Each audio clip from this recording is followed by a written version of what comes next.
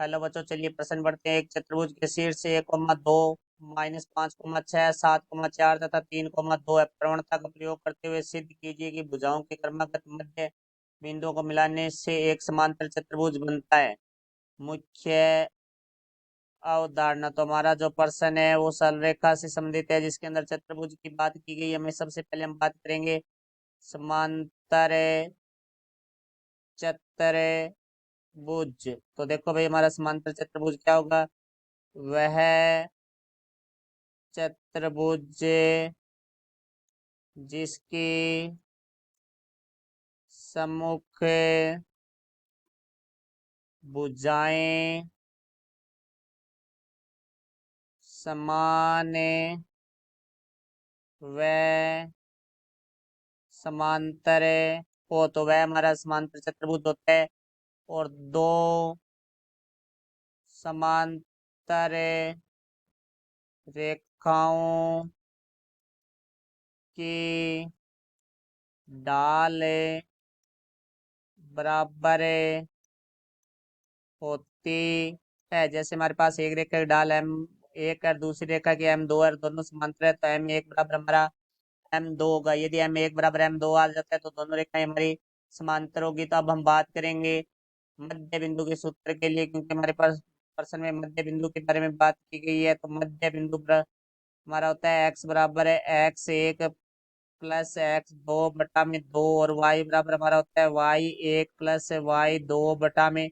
तो अब देखो, हम एक चतुर्भुज बनाते हैं। ये हमारा एक चतुर्भुज है जिसके शीर्षों को हम नाम दे देते हैं A B C D। तो इनके जो मध्य बिंदु है वो हमारे हैं, ए बी का मध्य बिंदु है वो ई है, और बी सी का जो मध्य बिंदु है वो एफ है, और सी डी का जो मध्य बिंदु है वो हमारा जी है, और ए डी का जो मध्य बिंदु है वो हमारा एच है। तो यहाँ से देखो भाई, हमारे पास शीर्ष है एक है वो 1,2 है, दूसरा शीर्ष है वो हमारे पास है -5,6, और तीसरा शीर्ष है वो हमारे पास है 7,4, और चौथा शीर्ष है वो हमारे पास है 3,2।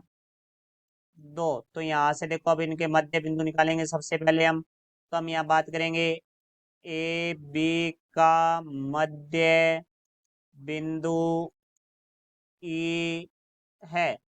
तो देखो, ए बी का मध्य बिंदु ई है, तो क्योंकि हमारा ये मध्य बिंदु है तो मध्य बिंदु को सूत्र लगाएंगे। तो x बराबर x1 का मान 1 है, प्लस x2 का मान हमारे पास है -5 है बटा में 2, कोमा y बराबर y1 का मान 2 है, प्लस y2 का मान 6 बटा में 2। तो x बराबर 1 -5/2, कोमा y बराबर 6 और 2 8/2। तो यहाँ से देखो, x बराबर 1 -5 -4, -4 में 2 का भाग देंगे तो -2, और y बराबर 8 में हम 2 का भाग देंगे तो हमारे पास आ जाएगा 4। तो यहाँ से जो हमारा बिंदु ई है उसके जो निर्देशांक है वो -2,4 होंगे। तो हम यहाँ लिख देंगे -2,4। अब हम बात करेंगे बी सी का। तो देखो, बी बिंदु के जो निर्देशांक है वो हमारे पास है -5,6।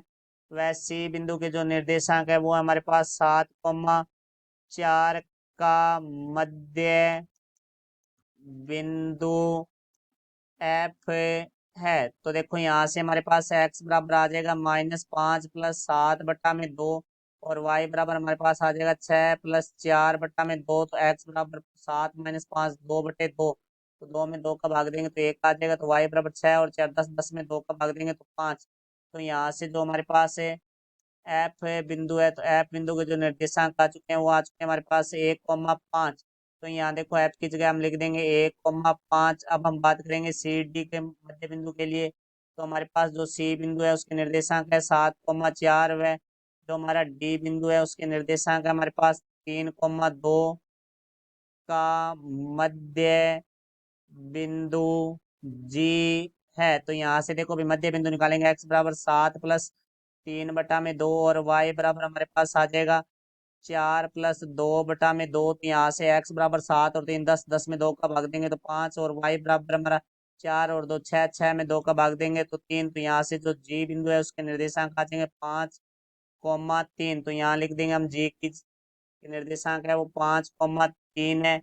अब हम बात करेंगे ए व डी के लिए। तो देखो, हमारे पास है ए जो बिंदु है वो हमारे पास है 1,2, व डी जो बिंदु है वो हमारे पास है 3,2 का मध्य बिंदु एच है। तो यहाँ से देखो भाई एक्स बराबर आ जाएगा हमारा 1+3/2 और वाई बराबर हमारे पास आ जाएगा 2+2/2। तो यहाँ से x बराबर 1+3 4 में 2 का भाग दिया 2 और y बराबर हमारा आ जाएगा 2+2 4 4 में 2 का भाग देंगे तो 2। तो यहाँ से जो h बिंदु है वो हमारे पास आ गया 2,2। तो यहाँ से देखो भाई h की जगह हम लिख देंगे 2,2। तो अब हम क्या करेंगे, पहले एच की ढाल निकालेंगे। तो यहाँ से लिखेंगे एच हमारे पास देखो 2,2 है, वह ई जो बिंदु है वो हमारा है -2,4 की ढाल। तो इसको लिखेंगे हम MHE बराबर, देखो हमारा जो सूत्र होता है वो होता है y2 - y1/x2 - x1। तो यहाँ से देखो पहले निर्देशांक है वो x1 y1, दूसरे निर्देशांक x2 y2। तो यहाँ से हमारे पास आ जाएगा 4 - 2 तो यहाँ से देखो भाई MHE बराबर हमारा आ जाएगा 2/-2 और -2 -4। तो इसको हल करेंगे तो हमारे पास आ गया -1/2। उसके बाद देखो हम बात करेंगे ई और एफ के लिए। तो देखो ई जो बिंदु है वो हमारे पास है -2,4 व जो एफ बिंदु है वो हमारे पास है 1,5 की ढाल। तो देखो यहाँ से हमारे इस लिखेंगे ME एफ बराबर हमारा y2 - y1 होता है। तो 5-4/1 माइनस और माइनस प्लस 2 हो जाएगा। तो यहाँ से आ जाएगा 1/3। अब देखो हमने ई एफ का निकाल लिया, अब हम निकालेंगे एफ और जी की ढाल। तो एफ जो बिंदु है हमारा वो हमारा है 1,5 व जो हमारा जी बिंदु है वो हमारा है 5,3 की ढाल। तो देखो वो हमारी हो जाएगी MFG बराबर y2 - y1। तो 3 - 5/x2 - x।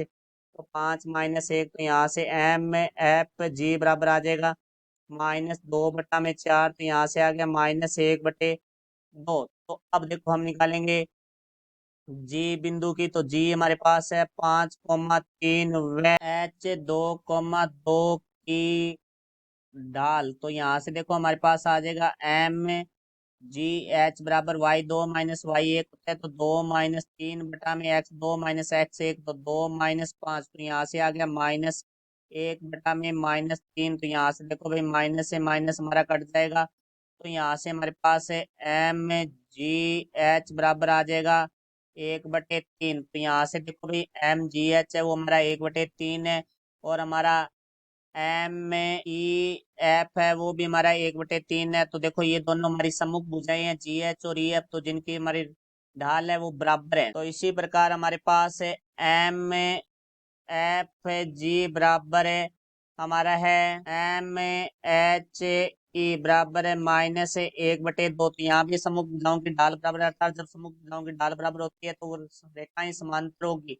तो यहाँ से देखो जो हमारी एफ जी रेखा समांतर है एच ई के, और यहाँ से देखो हमारी जी एच समांतर है ई एफ के। तो सम्मुख भुजाएं समांतर होगी, इसका मीन्स है वो हमारा एक समांतर चतुर्भुज है। तो यहाँ से देखो भी हम लिखेंगे जो हमारा चतुर्भुज है HEFG। तो यहाँ से लिखेंगे HEFG एक समांतर चतुर्भुज के शीर्ष हैं, जो कि हमारे इन चतुर्भुज की भुजाओं के मध्य बिंदु है। तो ये हमारा सिद्ध हुआ, ये हमारे प्रश्न का उत्तर है। आशा करता हूँ समझ आया होगा। धन्यवाद।